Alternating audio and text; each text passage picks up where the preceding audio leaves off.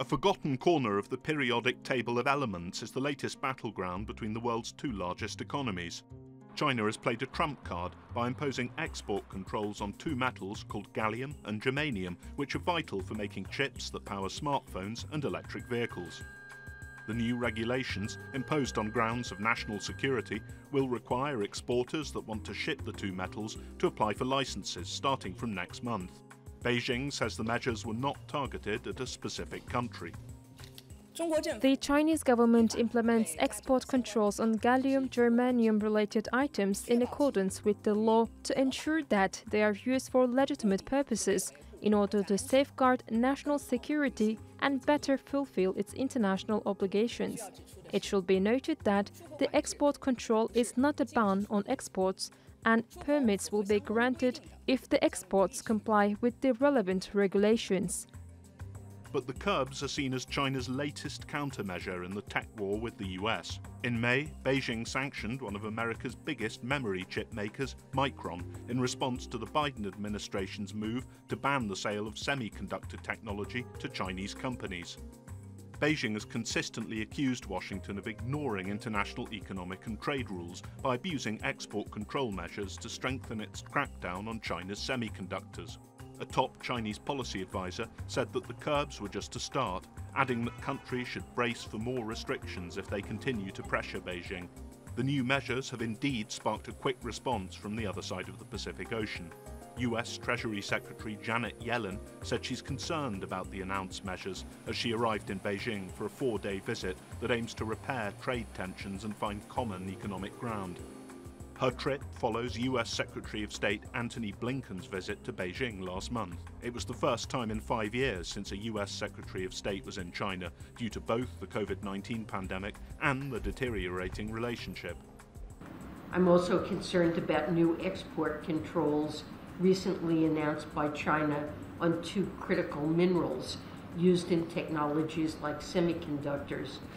We're still evaluating the impact of these actions, but they remind us of the importance of building resilient and diversified supply chains. But restricting exports is a tricky game for China too. Western countries have ramped up efforts to discover new mineral reserves and encourage domestic production of critical minerals. This could reduce Beijing's market dominance, which accounts for roughly 70% of total global rare earth production. And new export limits could also put further pressure on the world's second largest economy, as Chinese exporters already struggle with a slump in foreign demand. Rupert Stone, TRT World. Well, joining us now for more is Andrew Leung. He's a China strategist based in Hong Kong. Good to have you back with us, Andrew. We know the US has been keen to downplay any prospect of a breakthrough during Janet Yellen's visit to China. So what is Washington trying to achieve from this trip? Well, it is basically a strategy of the United States to suppress China on all fronts, and yet trying to build guardrails, preventing the relationship deteriorating into a hot war. So it's a kind of good cop and bad cop kind of strategy. And Yellen at the moment is playing the role of a good cop, as it were, trying to build more cooperation and also focusing on the financial side, whereas the Blinken visit really uses a kind of a hammer approach. But even Yellen is also highlighting some of the very grave concerns of the United States. So it's on the one hand, the United States doesn't want China to threaten its so-called liberal world order led by the United States or the United States hegemony. On the other hand, is trying to confront China on the perceived erosion of American advantages or of the so-called rules of the game established by the United States.